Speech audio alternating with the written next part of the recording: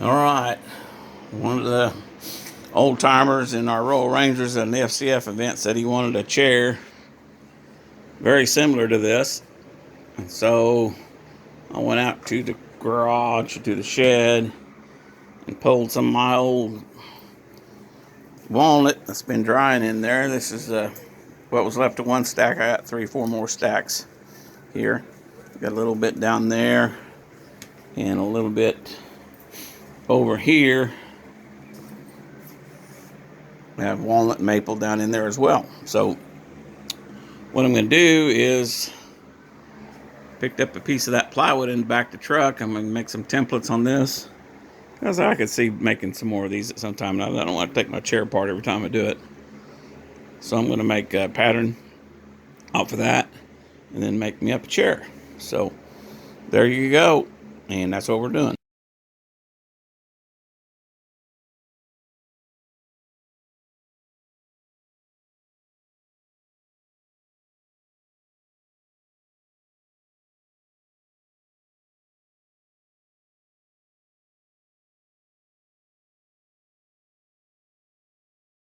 All right. Got those roughed out from that stack of wood that was over here. I've used probably about not quite half of it. And I got my rails lined out here. And there are some of that remnants. Some of it's pretty rough.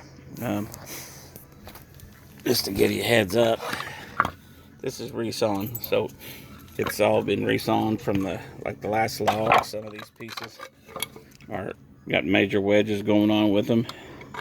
Some of them have a pretty good chunk of sapwood and hardwood, and so I'll be working on. They have cracks in them, some of them. And I'll be cutting the tough stuff out of them and then putting them to use. Some of these I'll resaw down the thicker pieces. Try and get 2 pieces out of them that are good and solid.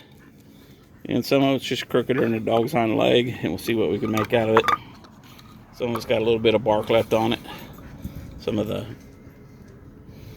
wood. And then here's another piece from that other side that's got the bark thing, but I think I can get a piece of it out of there because there's heartwood here. And I'll be able to cut most of that stuff out of there and still get a 3/8 inch piece. So the pieces are working out. I've got cut just a little bit more than what I need for the slats and the cross pieces. And there's the chair that I'm getting ready to make. It's a beautiful day out here.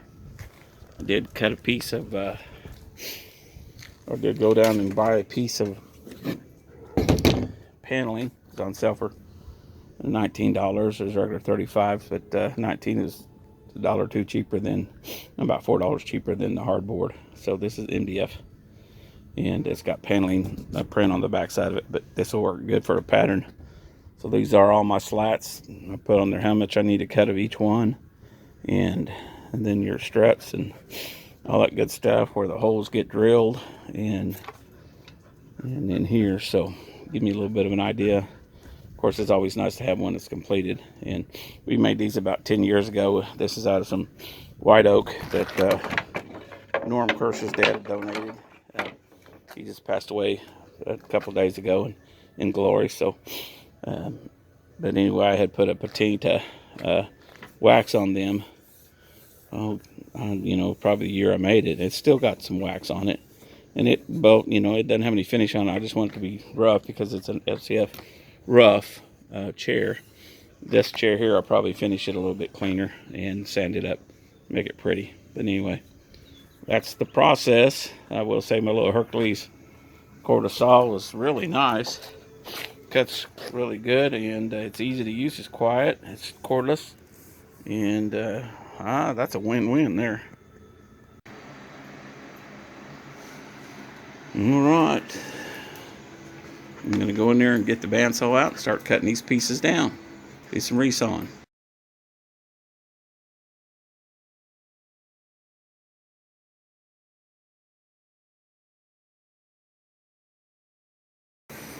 All right, machine some of this down to smaller sizes. About got it to the width.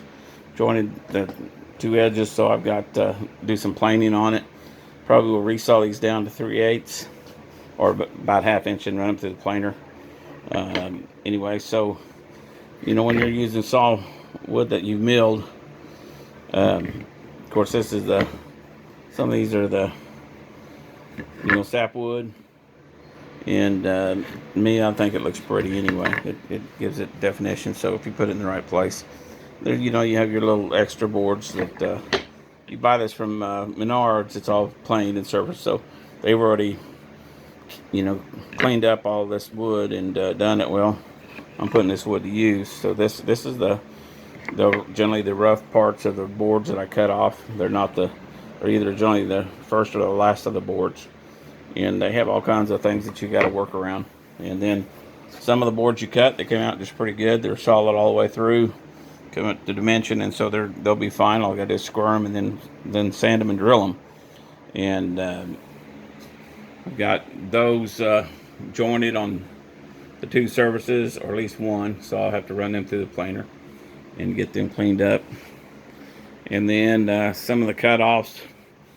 Whenever I'm cutting them off, there's always some scraps that you can put back to use, and just joint the edges and glue them back together. And then I'll add a couple more there, so I'll have one or two to make up for little friends like this right here that's got some spots in it, and things like this. So once you clean them up, they'll get pretty good, and it'll all come together pretty quick. So there's my pattern board. It's got all my parts on it. Can't decide whether just to double stick those things and make them, or to cut me a template and get it right and then use a router to clean up the edges, which is probably the easiest way to do it. If I want to make any more of them, I just use the router as a template, double stick tape. So there's that. And there's the oak chair that we're getting close to making it like. It nestles inside each other and makes a nice comfortable chair. Alright, got this pretty well sanded down to the marks. Nice piece of walnut. I used this tool right here first and got it down to the line by using this. Worked real good for the outside, just sanding through the line. Then on the inside curve, I found I had to go up and down on this thing here to get that clean up. And to get some of that cleaned up, I'm going to go ahead and run it over there. I've got the other one pretty well done that way, and then I'll run it through the planer and get all this rough stuff off of there. And then do the round overs, and we'll be heading that way.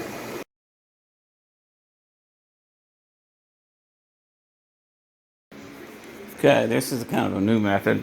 Basically, I'm going to put super glue on this blue tape, then shoot the accelerator and temporarily clamp the two together, and we'll see how this works out.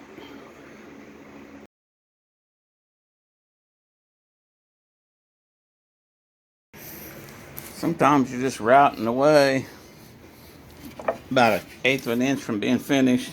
Router bit hits right up there, and then all of a sudden you hear this crack, and down she ran.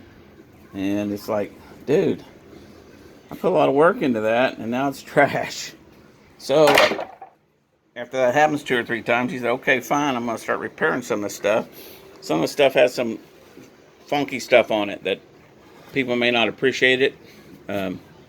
It adds character as far as I'm concerned, but they may not like it. So what I'll do is I'll piece that out. And of course, when you got it's stained and a little clear coat on it, it gets dark and then you can't see it. So what I did is I used my pin nailer, and I just tapped a piece of scrap right in on top of the other one. Then I used the bandsaw to make the curve so you get a perfectly lined joint, and then I glued both sides.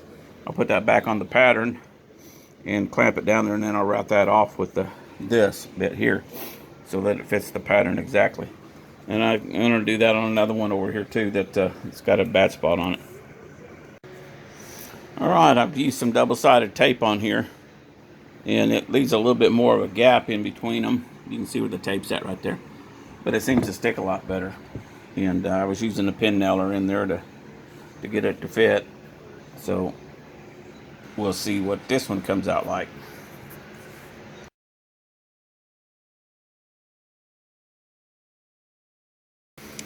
All right, I've got a couple little boogers right here that I'm trying to address.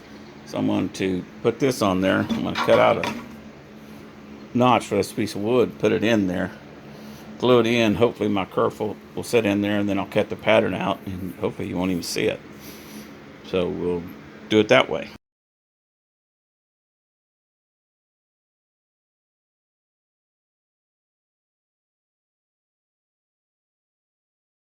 All right, another splice to take care of that router damage. And there it is. Got one over there that's glued up, and we'll see if we can get them cut.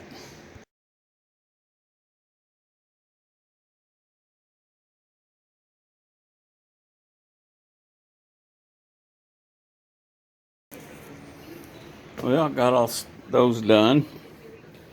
These were rounded over on this little tool right here. You just run it by the bearing, get that out of the way, and plug your cords in, and then you just run it down through there like that and do your edges. So each board got 8 cuts on it. That came out pretty nice looking. We got this one's got a little bit of a sanding deal on it. I think that's one of the roughest boards. But anyway, come along just fine. About got them. I just need to cut me a round top for pattern. And once we get that done, we can drill all them and get them ready to put on these pieces here. You know, the template may be the way to go for other woods, but this walnut, it did not fare well with this walnut. It was fine going just knocking the edges off, but when I was trying to, use one as a template to route it, I ended up boogering up, the edges on these things, whereas I had them sanded smooth, and where the router would just tear out a chunk. So, I just went back and had to fix a couple spots in it. And you can see right here, this is a fix right here that I did. This is a fix here, but of course I've got stuff all over it. You can see it because it's wet. And then fixed this one right here and put in a little piece in there. These are my 2 pattern boards. So, but anyway, I was not real happy about my router on this thing here. So on that I've got around all my edges over here yet, but as you can see, this piece was put into here, went all the way over to here, and I just had to, my glue's not quite dry. It's not, humidity's high today, so it's not drying very fast. And then there's this thing was a perfect piece of wood until it got a hold of that. And just to show you, I was routing around this piece here, and everything was going good. I was routing right in there, and all of a sudden I heard this crack. This thing cracked all the way down into there. And I was just now starting to put the pattern on it. I had used a double-sided tape and a couple little pin nails to hold it. The double-sided tape didn't work as well as I wanted it to. I had one of them let loose on me while I was in the middle routing, so I shot a little pin nail into it, 1 3/8 pin nail, and of course, you can't really see them. Even when you go to finishing, they're just not hard to see. And that old walnut is just splitting really easy. But the rounding over bit was fine. But when I got to taking some of the 3/8 around those rails, it was a little bit of a pain. So I'll drill these with holes in them and get them drilled in and counterbored and get those ready to go. These two, one of them I've got to put in as a top rail, put in a moon shape here from top to top, so that, and then I'll put a handle in right in here so that they can reach in and grab this for a handle, which is kind of a neat spot. So I'll get that customized out, and we're coming along just fine.